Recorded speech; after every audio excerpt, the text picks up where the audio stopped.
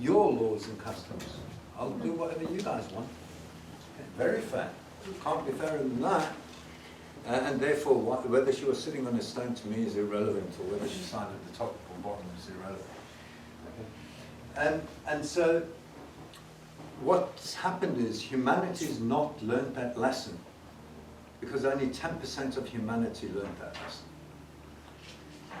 So now is where humanity is learning the lesson. Okay? Guess what? Parliament's now the tyrant. Who's above Parliament? The people. Okay?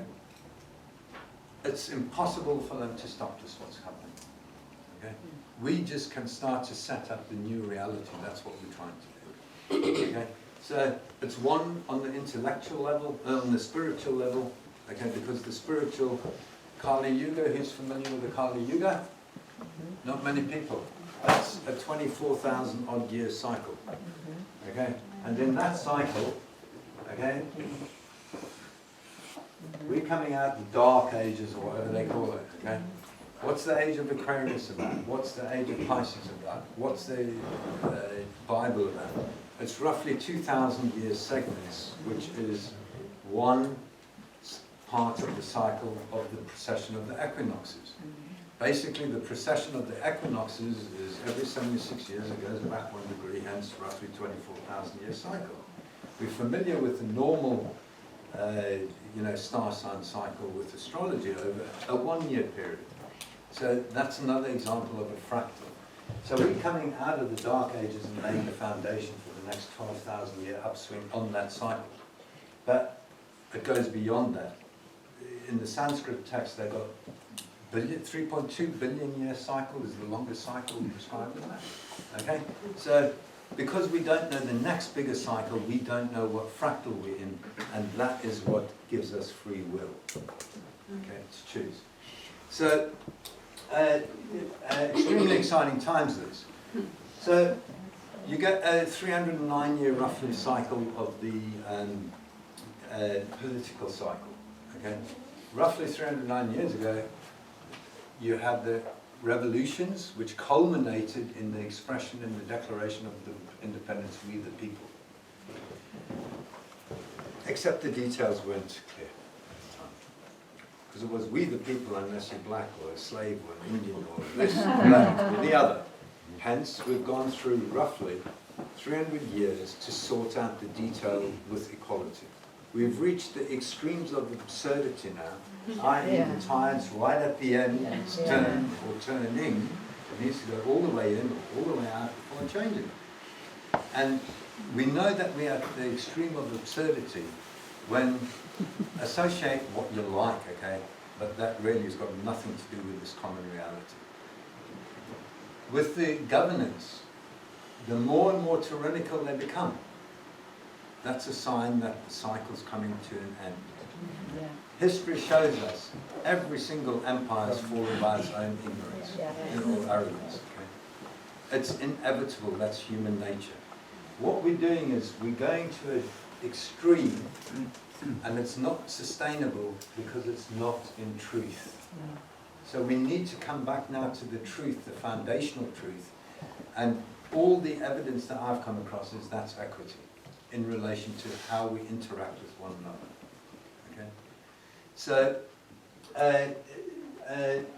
with this sort of little diversion, I'm trying to give you a context of where I believe we are in the bigger picture, where we're going. It's not hopeless what we're doing here. Okay?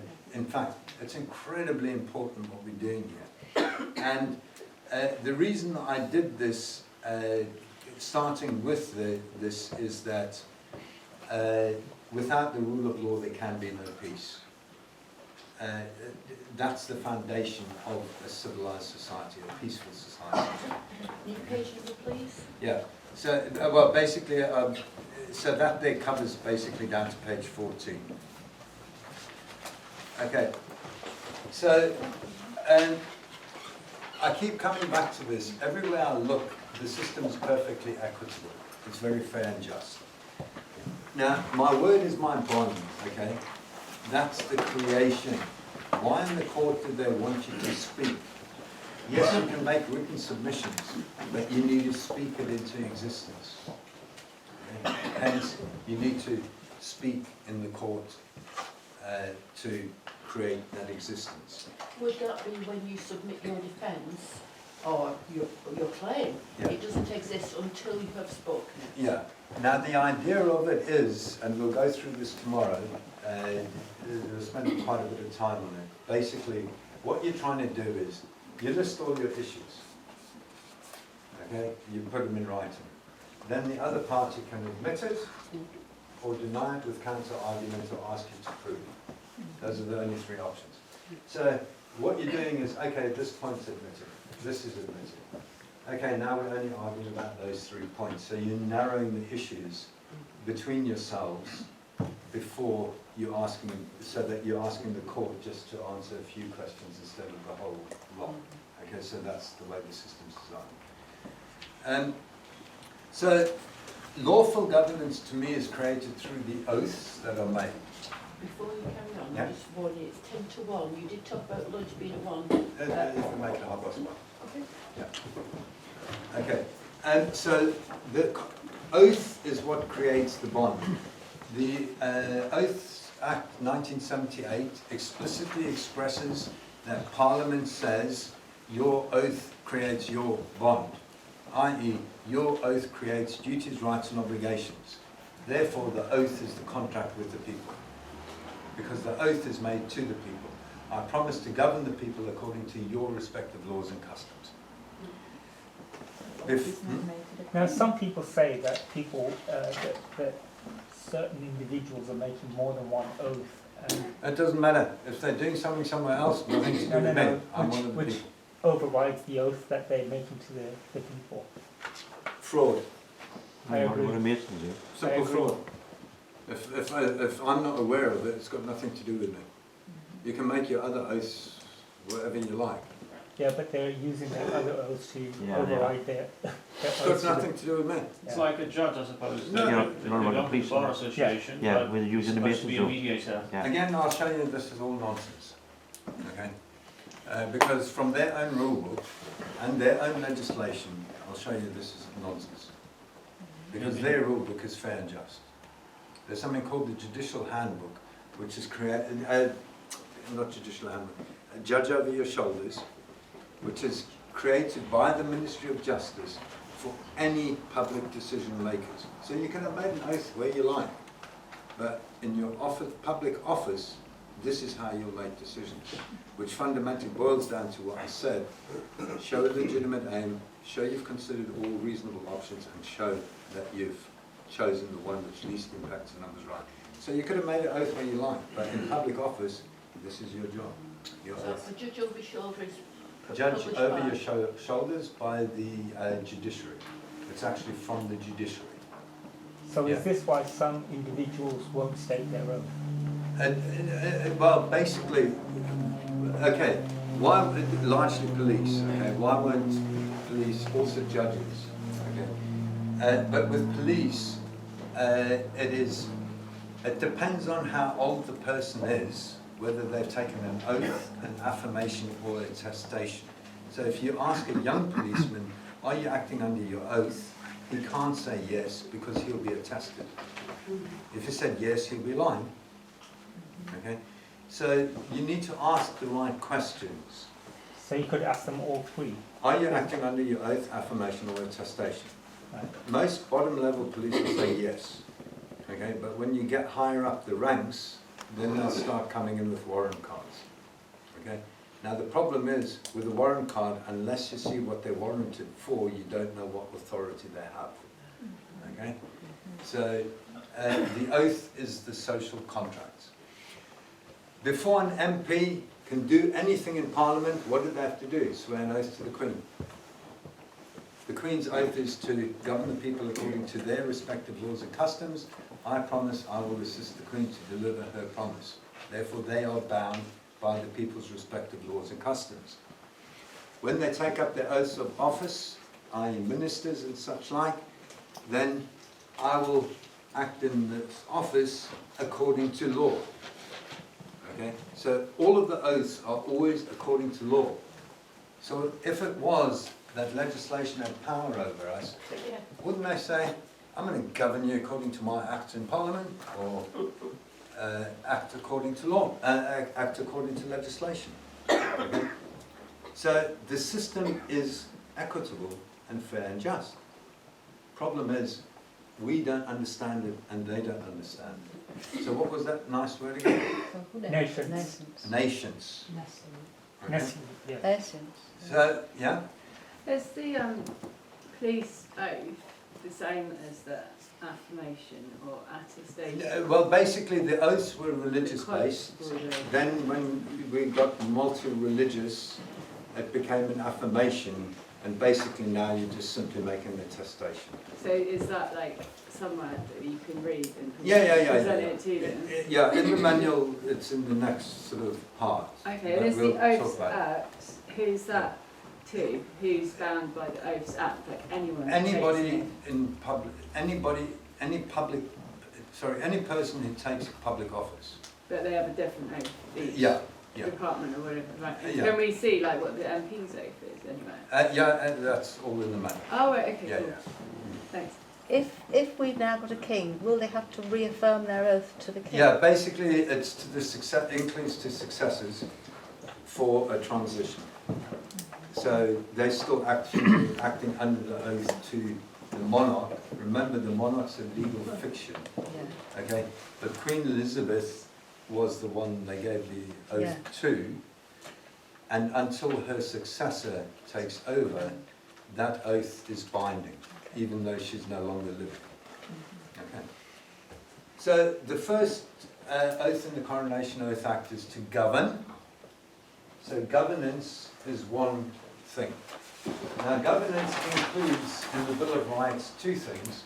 So governance is promise one. And governance includes the legislative body, okay, which equals Parliament assembled. The first act of William and Mary was to create the legal fictions of the two houses, and Parliament assembled means the Queen in Parliament with the houses. Okay? And in the Bill of Rights, okay, it says this is the boss of Her Majesty or His Majesty's government. So that's promise one. Then the second promise is the independent judiciary. Okay? It's made as a separate promise. It's a separate thing. Why? Because the judiciary is the balance between any two disputing parties. Any two disputing parties. It's not the balance between the legislature and the executive. Okay? However, they've sold you this illusion of a tripartite, the separation of powers. Okay? The Bill of Rights is clear. Government cannot act without legislative authority. And the Bill of Rights makes it clear, legislative authority cannot act without the people. Okay? And we are represented in there by the monarch in Parliament. Just like we're represented in here with the monarch and the judiciary which he created. So the judicial oaths are the same, according to law, according to law, according to law. And therefore, the law we create here, the common law precedents, binds legislature. They must act according to the law we, our respective laws, create in the independent judiciary, binds the legislature, and that's affirmed in the Coronation, in the Coronation Oath Act, Acts of Parliament, agreed on, and the law, and customs. I don't really know what customs is. I've not really actually been able to find some definition. So is it through the judiciary that we can annul an act then? Correct. If it's unlawful, Correct. Okay? like the coronavirus act? Any act. Okay?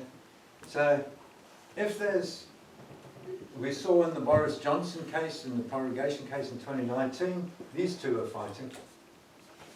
Okay? So the parties were Parliament against the government. Can Boris Johnson prorogue us? So that was a fight between these two. Road. Yeah, remember he was trying to railroad through the Brexit deal? And so he wanted Parliament sent home so they couldn't interfere? Okay? And guess what? It took two little people in the courts, all the way up to the Supreme Court, to enforce the people's will that no, Boris Johnson can't prorogue Parliament. Two little people. The yous, the me's. There's always two parties in a court case. And that there is the way it should work. It's about dispute resolution. It's got nothing about enforcing anybody's will upon anybody else, because their first role is, what are the respective duties, rights and obligations between the two arguing kids before me? That there needs to be evidenced, and so the question is, how on earth does that bind me? It doesn't. There's no way, and we'll look at that more later. Okay, so that's independent governance and independent judiciary. So the quotes are actually on pages 16, 17, 18, 19, and that.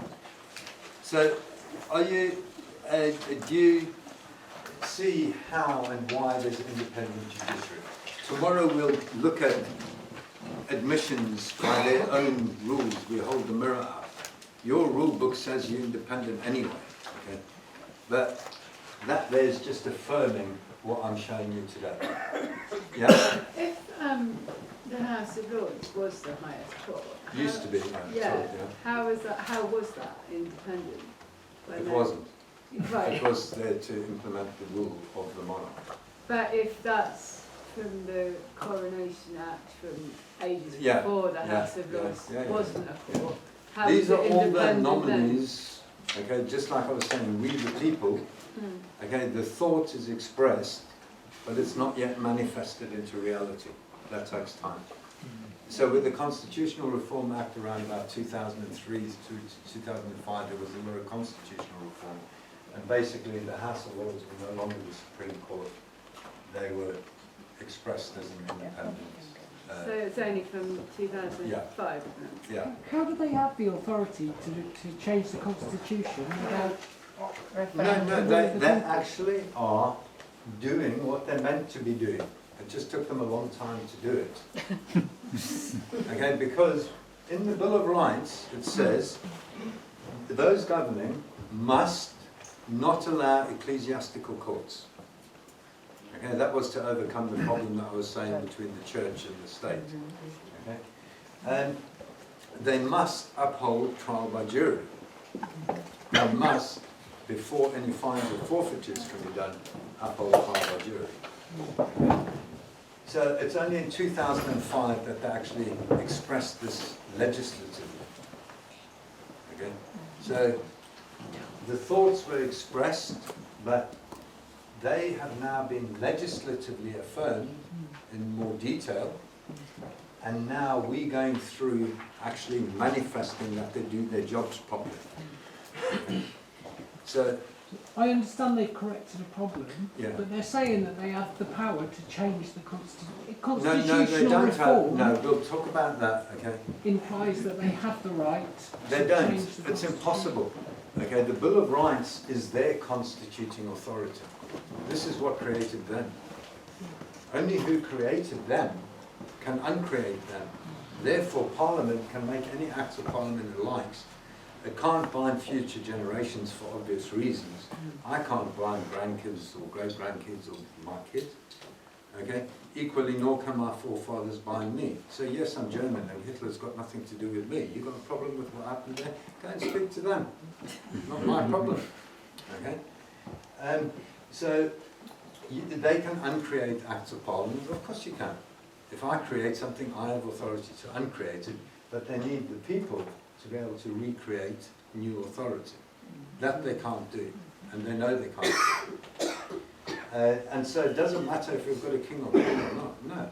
because so long as we've got an independent judiciary, we control Parliament.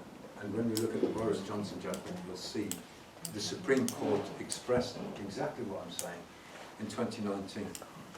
They are controlled by us through the courts and subject to our laws that we create in the courts. Okay, so that there's governance and the independent judiciary. Now, the problem that we have, okay, and we're gathering the evidence with all the cases that we're bringing.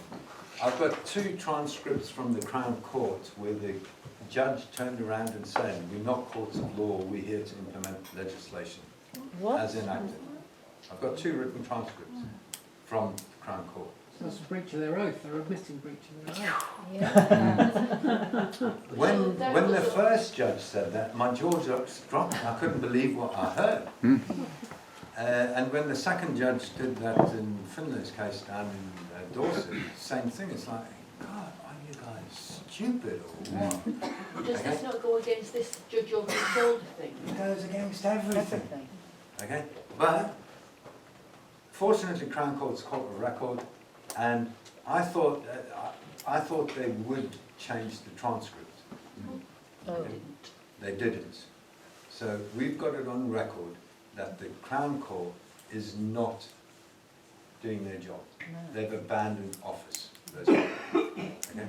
We're doing the same thing in the magistrates' courts now. Okay? We're gathering the evidence so that the judicial oath, the oath of the Lord Chancellor is tasked with one thing, to ensure the judiciary is independent. The guy ain't doing his job. No. Yeah. What about Lord Halsby's law on magistrates' courts being unlawful? Yeah, an administrative court, we'll look at it again more tomorrow. An administrative court is where you're not applying your mind to the facts deduced in evidence before you. That's what they're meant to do. Okay? So, it doesn't matter what the 2 arguing kids say. It's only upon what their arguments they present in this court that the court can reach its decision. Anything else is unlawful. So by them saying legislation is law, that's bias, and as soon as one party is biased, that's a contempt of court. It's against their rules. So it's about gathering the evidence so that using their rule book, with their admissions, we now will be bringing cases against them to hold them to account in their own courts. Because they're indictable offences, they are trial by jury. So these cases will be brought before a jury. Okay? So a jury is more likely to have issues in a few months with money, and it's very much more likely to rule in our favour with council tax rulings. That on payments and trial by jury, are you required to make a payment to take a case to a trial No. by jury? No. Okay, private criminal prosecution is the power you hold. Okay, I signed Matt Hancock's first arrest warrant. Okay? We messed up. Okay? The judge quite rightly threw it out. Okay? But that's the power one person has. I can bring criminal charges against the Prime Minister. So can you. So can all of you. You can take it against anybody. Because that's the power of the unwritten Constitution. The unwritten Constitution is what we create in court to control them. Okay? So when they talk about Britain has an unwritten Constitution, that's what they're talking about. This is the written constituting authority, and the unwritten is what's created in the courts by the yous and me's to control what they do. Okay? So, and it's really quite simple. Legitimate aim, reasonable and proportionate. If they can't meet those 3 tests, they can't do it. It's as simple as that. However, now it's coming into the enforcement of it, and we're learning now to materialise that we get enforced what they're meant to do. And that's it. It's game over for them. And literally it's becoming, they're in a corner and they're just going to not give up their toys easily. That's the way it is. Okay, so the Lord Chancellor's job is to defend the independence of the judiciary. That's it. Once we've got this evidence, we then notice the Lord Chancellor and say, hey mate, it's come to our attention, with this new knowledge, you're not doing your job properly. We give you 28 days to correct or come up with a solution. And if you don't, we will take you to court. Now they can't intervene. Why? Because they have a conflict of interest. What we're saying is the judicial officers and the legal officers of the judiciary are not doing their job properly. Here's the evidence. We're putting this now before trial by jury. Once we start to hold them to account, they will change their behaviour. It's a bullet. The Somali pirates, a bunch of dudes there sort of smoking whatever they were smoking, sitting on the beach, saw this tanker, they've got the old fishing boat thing with the old clapped out engine, you know, really old Kalashnikovs or whatever they had. Well, let's go and hijack that thing, see what we can get out. They've got $20 million, now they can buy bigger guns, bigger boats, more reliable engines, all of this. They got away with it for 5 years until somebody said, shit, this is costing us a lot of money shipping all the ships around Cape Town. It's cheaper for me to hire security and shoot back at these bastards in international waters. So, all of a sudden, within a week, the piracy was finished. Because now your risk-reward relationship changed. You had a 1% chance of going back alive, if that. So forget it. That's all that we're going to be doing to these guys. Yeah, you've had a cushion number, okay? But now that's it. End of. So that's where we're going, where you know, the strategy behind what we're doing. Okay. So now, I want to just read out, and we'll go through this tomorrow again. Okay. Page number? Page number 21. Okay. Hang on, let's start on page number 20. 19. You okay, we've covered this, but it's so important for people to understand. The system, what I'm trying to say and drive home is the system is bloody good. It's in our favour. Okay? There are loads of people just not doing their jobs, which is fraud. They are benefiting at our expense. And we need to say, no, enough's enough. That's what we do. May I just ask you about fraud? It's something that people tiptoe around because you've got to be very careful using the word fraud. Just, you must prove fraud. Right. Yeah. Okay. Right. Fraud is anything. Okay. The elements. So with Matt Hancock, the case was. Okay. You knew on the 13th of March 2019. It was COVID was removed from the highly contagious infectious diseases thing. Okay. On the 13th of March, we got the minutes of the meeting, and the chair was tasked to notify the Department of Health and Social Care because they actually asked the question. It's still on the government website. It's still. Yeah. So, on the 16th of March, Matt Hancock introduced the bill. Okay, and. On the 19th of March, it was publicly noticed, therefore the MPs knew on the 19th, or should have known on the 19th, it's been removed. But the MPs still chose to enact it. So what the fraud was that Matt Hancock was under the duty to notify the House of the downgrade. But we didn't have the proof that he himself personally got the email of the downgrade before he introduced the bill. So the fraud could only have been perpetrated in those 3 days. Okay. However, he introduced the bill, but he should have brought to the attention that it had been downgraded. So that's also fraud. But Michael, bless his soul, he wanted, you need to also prove who benefited from it and whose expense was it at? Okay, and Michael said it was about a political coup by the Conservative Party for a power grab. And I said, no, it's at the expense of the people, but Michael's Michael, and so it went in like that. And got You say Michael, is that Michael Yeah. Okay, but the point being, okay, do you see how powerful each of us is? Okay, So we need to gain the knowledge, that gives us confidence. Once we've got the confidence, that then allows us to take action, the courage to act. So the due process of law is simple. What should be going on in here, in the judiciary? Okay? And Lord Diplock summed it up, again, going through all the history of the common law to reach a common law precedence, okay? A fundamental rule of the common law. First thing is, everybody must have access to courts of justice. So, if they want to charge you money, what's that doing? It's creating bias. It's biasing you. It's socio-economic discrimination. Therefore, if you can't access a court because of money, that's bias, and therefore whatever comes out of that actually is unlawful. It's a contempt of court. It's their own rules they're going against. Because the costs come from here, through legislation. These guys are meant to be independent. Stuff whatever your legislation says. Here's our bill for running the judiciary. And the next thing they must do then is, they need to ask for the evidence of duties, rights and obligations and determine whether there is a cause of action here. Is somebody got a right and somebody an obligation? Yeah?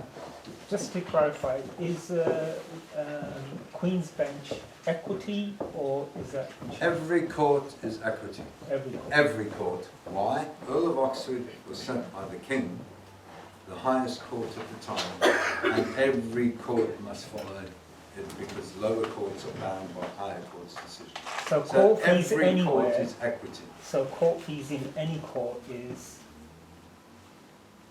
in A violation. contempt of court. Contempt of But again, nobody's challenged this. Okay? It's not in their consciousness. Yeah? Right, so does that mean that we can turn the magistrate's court into a court of record? Of course we can. And this is, on my case, I'm going to be pushing the representation issue, which is challenging the bar, and the recording of courts for some of events, whether it's a court of record or not, because the courts of record are forcing you to pay for a transcript. I can flip and I'll make my own record on my phone. What the hell should I have to pay somebody else to do it for? That's not And they inequity, change is it anyway. That's not inequity. Yeah, then they are in breach of the Statute of Monopoly 1623. Again, they're in breach of their own rules. What one can do, all can do. Any form of privilege is unlawful. You know, we've settled this 400, 500 years ago.